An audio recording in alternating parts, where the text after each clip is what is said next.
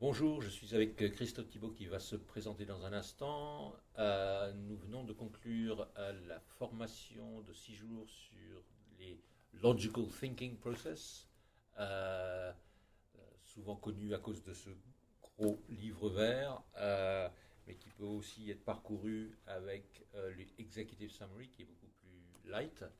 Euh, et dont le sujet est d'être plus logique dans ses analyses et ses prises de décision. Et donc, j'aimerais demander à Christophe, qui sort donc de cette formation, de ce workshop de 6 jours, son retour d'expérience.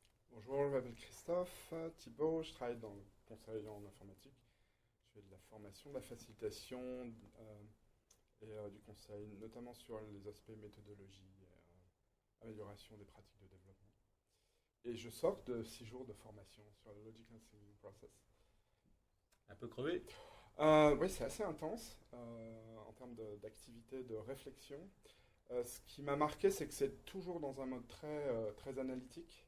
Il y a un petit chouïa de créativité, Ouais. mais c'est pas c'est pas le propos principal. Ouais. Le propos principal, c'est l'analyse. Et donc, c'est assez intense, effectivement. En fin de journée, on n'a plus trop envie de penser. Et ça t'a permis de mieux comprendre qu'est-ce que c'est que la logique, sa présence ou son absence dans notre environnement, dans les prises de décision, dans les articles de journaux, dans les dialogues qu'il y a entre les gens. Alors, alors, je connaissais déjà un peu la logique. J'ai une formation philosophie dans laquelle il y a eu un cursus sur la logique. C'est très rare d'utiliser la logique dans la vie courante. C'est encore plus rare de l'utiliser en entreprise, j'ai l'impression. Ouais. C'est parfois l'impression que ça donne. Euh, donc là, ce qui est intéressant dans le cours, c'est de l'utiliser de manière systématique, en fait. C'est-à-dire vraiment de chasser les derniers défauts de la logique du raisonnement, quelle que soit la carte sur laquelle on est en train de travailler, jusqu'à ce que le raisonnement tienne. Mhm. Et donc ça, c'est ça qui rend le cours et l'activité assez intense. La contrepartie, c'est qu'une fois que le raisonnement tient, on a des propos bien plus efficaces pour inspirer un changement ou bien pour mettre en place, implémenter un changement. Donc oui, ce qui m'a vraiment intéressé dans le cours, c'est déjà le lien entre tous les modèles, entre tous les arbres, la façon d'aller, comme dit Bill, d'une compréhension un peu maladroite à une implémentation solide, tout en utilisant à chaque fois la logique et un peu de brainstorming aussi. On est d'accord que c'est cette robustesse qui finit par impressionner parce que, et si on dit ça, c'est qu'elle est peut-être trop souvent absente. On, on identifie ou on redécouvre le but du système, de l'organisation, et petit à petit, à travers les différentes étapes, on arrive à faire une analyse et des plans d'action qui sont indéboulonnables, je ne sais pas quel est le bon mot, mais enfin, parce qu'ils sont complètement hermétiques au niveau de la logique, la messe est dite. Alors je ne sais pas s'ils sont indéboulonnables, je pense qu'il faut voir l'exécution. Ouais. En général, c'est la réalité qui déboulonne Ouais. les plans. Mais par rapport à l'époque où j'ai commencé à travailler, Ouais.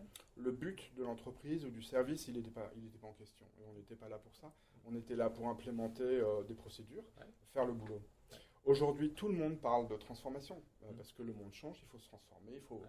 il faut utiliser au maximum l'informatique, il faut transformer les usages, l'offre de valeur. Et donc, toutes les entreprises parlent de transformation. Elles en parlent d'une manière qui, à mon sens, euh, parfois manque pas de leadership, d'inspiration même, surtout si on parle des manières de travailler. Mais en termes de logique, c'est pas vraiment ça. Et donc ça fait partie de mes motivations. De dire si on a un discours de transformation dans tout un département, voire de toute l'entreprise, est-ce qu'il se tient, est-ce qu'il est robuste logiquement? Ça, à mon avis, c'est une question importante. Et enfin, à mon avis, qui devrait recevoir beaucoup plus d'attention que ce qu'elle reçoit actuellement dans ce que je vois dans mon contexte, qui est l'informatique.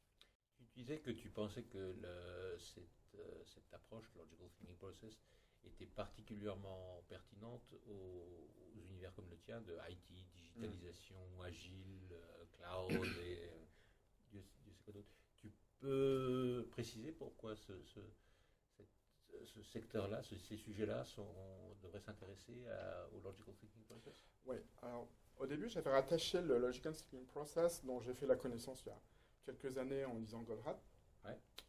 puis en lisant le livre de Bill Detmer. Ouais. J'ai rattaché la théorie des contraintes et le Logical Thinking Process à ce que j'appellerais l'industrie classique, qui a des flots de construction dans lesquels on met des matières premières et puis on transforme ces matières premières en produits qu'on vend.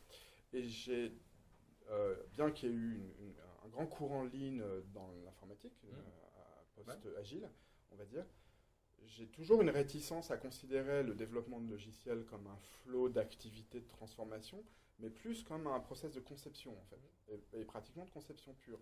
Et donc j'avais du mal à rattacher la théorie des contraintes à l'usage qu'on pourrait en faire dans la conception de logiciels, parce que je rattachais tout ça au flow. Là, j'ai un peu changé mon point de vue, parce qu'en fait, ce qu'on voit beaucoup, évidemment, avec tous ces projets de transformation, c'est des réunions dans lesquelles on discute du changement qu'on va produire et de comment il pourrait arriver, comment on pourrait le faire arriver, sachant qu'il y a quand même quelques spécialistes de la question qui commencent à dire votre transformation, elle ne va pas avoir lieu. Il y en a beaucoup qui ne marchent pas, en fait. Et donc, ce qui m'intéresse, moi, c'est de participer à des choses qui ont des chances de marcher. Et à travers la formation, j'ai découvert qu'en fait, effectivement, la logique s'applique à toute entreprise de production d'un changement, on pourrait dire toute entreprise d'ingénierie, et même avant l'ingénierie même. C'est-à-dire, je veux produire un changement dans ma vie ou dans mon entreprise, je peux utiliser la logique pour être sûr que mes raisonnements opérationnels soient solides avant de les mettre en œuvre et de perdre du temps. Et pas seulement ça, avant même de les mettre en œuvre, de les tester, de faire du risk management sur la solution que tu envisages. C'est-à-dire de savoir, par exemple, en informatique, il y a une loi qui est bien connue, qui est, si je la traduis rapidement en français, je dirais la loi des conséquences inattendues. Et il semble qu'en informatique, je ne sais pas pour quelle raison, ça prendrait du temps d'explorer les raisons, mais cette loi, elle n'est pas tellement explorée, bien qu'elle soit concrétisée chaque jour, on pourrait dire. Parce qu'à chaque fois que tu vois un bug qui s'est produit dans un système qui est dû à une erreur qui a été insérée il y a 15 ans dans ton système patrimonial, bah, c'est la loi des conséquences inattendues qui s'applique. Et là, effectivement, parmi les modèles que Bill enseigne, il y a le Future Reality Tree. Et cet arbre-là permet de créer, d'identifier quelles pourraient être les conséquences problématiques d'une solution qu'on injecte à un système. Et ça, à ma connaissance, alors je ne connais pas beaucoup de systèmes de prise de décision et d'organisation stratégique, mais à ma connaissance, c'est le seul modèle dans lequel il y ait ça. Et trop souvent dans nos meetings, ce qu'on fait, c'est qu'on n'a pas vu d'obstacle. Il n'y a aucun obstacle auquel on puisse penser. On conclut le meeting en disant ça va marcher, on y croit fort. En plus, on a tellement l'esprit de le faire marcher qu'on part bille en tête. Et ça, c'est une cause de gâchis. Donc oui, ça, c'était la partie que je dois encore creuser, d'ailleurs, qui est la plus intéressante, c'est d'explorer les branches qui sont les problèmes qui pourraient naître de nos solutions sur le papier, sans avoir à le faire concrètement pour le réaliser, bien sûr. Je crois que tu as pas mal apprécié les histoires, le côté troubadour de Bill Detmer, enfin, tous ces ghost stories. Ce que j'apprécie dans la formation, effectivement, en plus de la personnalité de Bill, c'est qu'il a beaucoup d'histoires à raconter. Beaucoup viennent de la période de sa carrière où il était dans le US Air Force. Oui, donc il y a des histoires assez marquantes. On est à sa 3e carrière pour le moment. Donc il a commencé par piloter des B-52 avec des choses importantes dans la soute. Après, il a été professeur d'université. Et là, il est penseur logique, je ne sais pas. Donc la formation, elle parle de stratégie et de logique. Elle ne parle pas de conflits tactiques militaires, mais en tout cas les histoires sont intéressantes parce qu'elles permettent de marquer les concepts avec des choses très concrètes. Donc ça, c'est toujours très utile dans une formation. Il y a une partie pratique évidemment, mais la partie théorique peut être assez dense, et donc avoir des histoires, c'est utile pour mémoriser les choses. Donc ça, j'ai apprécié ça dans la formation. Et le côté process, il me semble qu'ensemble, je crois que c'était le 2e jour, il nous formait, il nous faisait construire justement l'arbre du but, le goal tree, et on était en plein dedans, etc. Puis quelqu'un était coincé.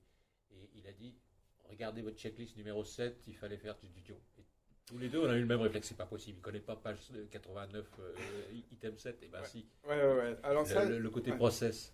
Alors ça, c'est le côté, effectivement, dans le livre, c'est ce qui m'a attiré, c'est ce qui m'a conduit à m'emparer de ce livre et à le lire, c'est que j'aime bien quand j'apprends des trucs au moyen de livres, me référer à mes livres pour être sûr, si je propose quelque chose à un client que je ne connais pas bien, ben j'ai des guides. Et donc là, ce qui est intéressant, c'est que les guides sont évidemment utilisés, on ne synthétise pas, on passe par toutes les étapes. Et alors bien sûr, au début, on essayait de faire nous-mêmes sans ouvrir le livre, en se lançant sur nos papiers craft à essayer de faire les arts, mais très vite, on revient, on se pose une question et on revient à la liste. Et donc, alors je n'étais pas vraiment fâché avec les listes, les checklists et les guidelines, mais là, effectivement, c'est vraiment efficace. Et je veux dire qu'elles sont assez bien faites et assez complètes, quoi. Donc ça, c'est vraiment très utile. Et on les pratique. Donc, oui, ça marche plutôt bien, en fait. Alors, cette formation a-t-elle atteint tes attentes? Elle a dépassé mes attentes, hein, parce que, alors sur le plan des concepts, alors, je connaissais les concepts et j'ai quand même fait la formation parce que je ne me contente pas de me dire oui, j'ai lu le bouquin, je vois comment faire. C'est comme ça que je me plante en général quand je fais ça, donc je suis venu à la formation. Elle a comblé mes attentes en ce qui concerne la pratique et la compréhension des différents contextes et puis des différents, j'allais dire, casus belli qui pourraient se poser dans un cas ou dans un autre, puisque Bill a une longue expérience de pratique de ces modèles, évidemment. Et là où ça m'a surpris, c'est que sur un plan plus en termes d'inspiration, c'est que ça me permet d'être un peu plus impliqué maintenant dans des changements que je pourrais produire chez mon employeur. Là où j'avais un peu laissé côté la partie qu'est-ce qu'on peut faire pour améliorer stratégiquement ou implémenter la stratégie dans ma boîte. Où là, le fait de dérouler tout le process et de le voir passer de la stratégie au concret, ouais, ça me redonne un espoir aussi, ça me rend les choses plus faciles. Et le truc principal, je pense, c'est que je me dis, si je veux aider à contribuer à ce qu'un changement ait lieu, ce sera beaucoup plus facile si on a une logique. On peut aller très lentement, on peut expliquer les choses en français, en plus on n'est pas obligé de convertir tout le monde au modèle, on peut parler en français et utiliser la logique. Et une fois que la logique est robuste, je pense que le changement est plus facile. Et ça, c'est le credo que j'avais senti dans l'approche, en lisant l'introduction du livre, et qui m'a conduit à m'intéresser à ce livre. Et là, effectivement, ça se confirme. Mais ce n'est pas seulement un savoir-faire et une connaissance, c'est aussi une envie qui naît. Donc ça m'intéresse, pour le coup. Oui, on sent une certaine effectivement, excitation de le faire, et de le faire avec plus d'audace et d'ambition. Ouais, etc. alors avec plus d'audace, effectivement, on commence à réfléchir, je suis venu avec un collègue à cette formation, on commence à réfléchir à comment aborder certains problèmes, qui embarquer dans le processus de réflexion, à qui on va faire valider nos modèles. Et moi, ce qui excite ma curiosité aussi au fond de ma tête, c'est jusqu'où ça va aller en fait. Est-ce qu'on va arriver à produire un changement qui sera vraiment, pour le coup, intéressant? Alors moi, je pense d'abord à mon équipe qui travaille autour des pratiques de développement logiciel, qui a des problématiques de positionnement, qui a les problématiques des clients, évidemment. Mais aussi, on a beaucoup réfléchi sur notre état de l'art et comment on peut le capitaliser, comment on peut mieux capitaliser la connaissance pour être plus efficace en mission. Donc, ce sont des problèmes assez intéressants et qu'on a depuis assez longtemps. Donc voilà, c'est assez prometteur. Vous êtes venus à deux, c'est ce qu'on recommande, parce que, et surtout deux personnes qui, il me semble, étaient très complémentaires. Est-ce que vous validez l'idée que c'est quand même assez important d'essayer de pouvoir venir à deux, sinon ça devient un exercice un peu trop solitaire, où on manque de challenge ou je ne sais quoi? Même en venant à deux, j'ai eu mes périodes, mes moments où je me suis dit waouh, c'est bon, j'y comprends rien, ça marche pas. Ouais. Ça n'a pas duré longtemps, heureusement, mais je pense qu'effectivement, travailler en binôme sur les exercices, je ne sais pas comment ceux qui sont venus tout seuls ont fait, mais ils avaient un certain courage pour continuer dans leur réflexion, alors qu'ils n'étaient pas. On ne s'est pas donné beaucoup d'entraide aussi, Ouais. parce qu'on était concentré sur chacun de ces situations. Ah non, Le j'ai travail, l'impression il y a que quand même eu pas mal d'entraide sur la Non. revue. Oui. Mais Ah sur la oui. construction, j'étais content d'être avec Laurent pour la construction, parce qu'effectivement. Ah oui. Mais on a déjà travaillé avec les outils, on a beaucoup travaillé ensemble. Donc oui, moi je conseillerais de venir à deux. Oui. C'est plus facile de parler de son entreprise Ouais. et d'un problème qu'on connaît bien à deux. Donc oui, ça a beaucoup de sens. Et effectivement, vous venez d'en parler, la scrutinizing, je ne sais pas quel est le bon mot, La l'étude scrutation. des arbres ou des œuvres, des logiques des autres participants, Oui. c'est quelque chose d'assez intéressant, je pense, non? Alors, c'était très intéressant. Euh, on a eu un peu de mal à suivre l'ordre dans lequel il faut scruter un arbre. Ouais. Et donc ça, la checklist aussi, elle est intéressante et c'est une checklist que je ne vais pas tarder à apprendre. Je l'ai convertie en mind map et je vais essayer de l'avoir comme réflexe. Et il y a eu aussi une certaine tendance à discuter autour du problème. Alors ça, c'est intéressant parce que je pense que j'ai réussi à le détecter. À discuter autour du problème en quittant de vue le modèle. Or, le modèle est là pour nous aider à logiquement traiter de ce problème. Donc quand on sort la discussion en disant mais non, oublions un peu le modèle et discutons du problème, là je reviens dans mes réunions dont je parlais tout à l'heure, et ça me plaît moins. Donc moi je serais prêt à utiliser la checklist pour dire ah non, non, mais là on est sur le modèle et on va s'occuper de la syntaxe du modèle, du lien, des liens, et après on pourra peut-être philosopher sur le problème. Mais bon, c'est peut-être un peu caricatural, mais moi je suis venu à cette formation avec l'envie d'acquérir des outils et de les utiliser rigoureusement. Donc peut-être que quand je les aurai acquis, je serai peut-être beaucoup plus souple avec les ateliers, pendant les ateliers. Pour l'instant, je suis un peu systématique, on va dire. Ok, je ne sais pas à qui je pose la question, le professionnel de l'IT ou euh, le philosophe. Le philosophe. Euh, Alors, je suis pas philosophe. Bill a bondi sur le fait que j'ai étudié la philo Ouais, avant ouais, de voilà. me lancer dans une carrière Ouais. informatique. Alors il y a un lien, bien sûr, mais bon, je vais te poser la question. Non, mais c'était ça, Ouais,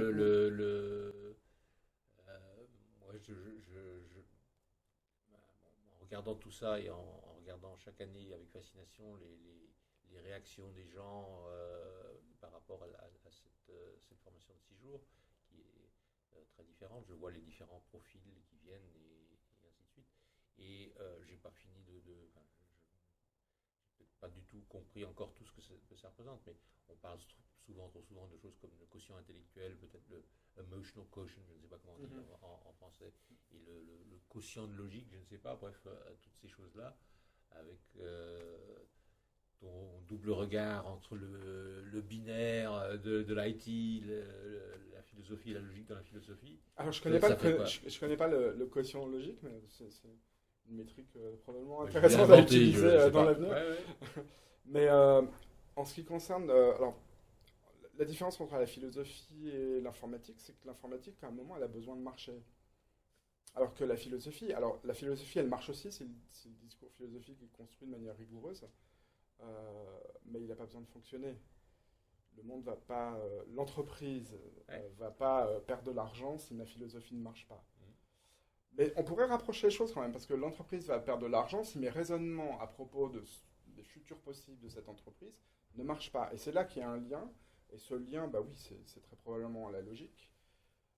On pourrait parler de philosophie appliquée à l'entreprise, ce serait un vaste sujet, mais c'est pas celui qui m'a intéressé. Je pense que le point commun, pour moi, le point sur lequel je peux faire la connexion, c'est que bah, j'ai été formé au syllogisme, et donc je suis un peu familier des raisonnements logiques, sinon formels, donc c'est relativement facile.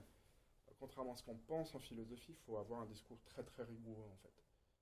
Sinon on fait de la philosophie de comptoir, on fait pas de la discipline philosophique. Les liens sont pas si nombreux, à part le fait que dans les deux cas, on est en train de projeter une situation possible et qu'il y a une analyse approfondie du problème à faire. avant de se lancer dans des conclusions qui pourraient être désastreuses stratégiquement pour l'entreprise. Ok, donc intéressant les 6 jours de logical thinking. Alors très intéressant, épuisant. Ouais. On doit penser toute la journée, ça change du boulot. On n'a pas l'habitude. Très intéressant, moi je repars avec plein d'outils et avec une confiance améliorée aussi dans le fait que je peux les utiliser. C'est sûr que le livre et tous les diagrammes sont impressionnants. On a essayé de monter un book club autour du livre de Bill l'année dernière. Ouais. Ça a échoué parce qu'on avait mentionné aux gens qu'il fallait s'impliquer de lire le livre. Ouais. Donc les gens ont assez peu de temps et ce livre, ils ont résisté au livre ou le livre leur a résisté, je ne sais pas comment le formuler. Mais là, j'en suis à un stade où j'ai pas besoin de me référer au livre en disant aux gens mais non mais lisez ce livre, vous allez voir, ça va vous aider. Je peux me mettre à les aider moi-même en fait. Et c'est ça que je cherche à faire en fait. À développer ces modèles, à les intégrer et à les travailler de manière rapide, voire virtuose, pourquoi pas. C'est-à-dire d'être capable de le faire dans la foulée en fait, comme fait Bill. Ok, donc une formation que vous recommandez? Je recommande cette formation. Comme je l'ai mentionné tout à l'heure, toutes les entreprises sont en train de changer. Si vous voulez que vos changements soient logiques, se tiennent, moi je vous recommande de venir à cette formation, spécialement tout ce qui est transformation agile, etc. Je pense que ça va s'ajouter à vos outils d'une manière qui est tout à fait pertinente. Très bien. Merci beaucoup. Merci. Merci.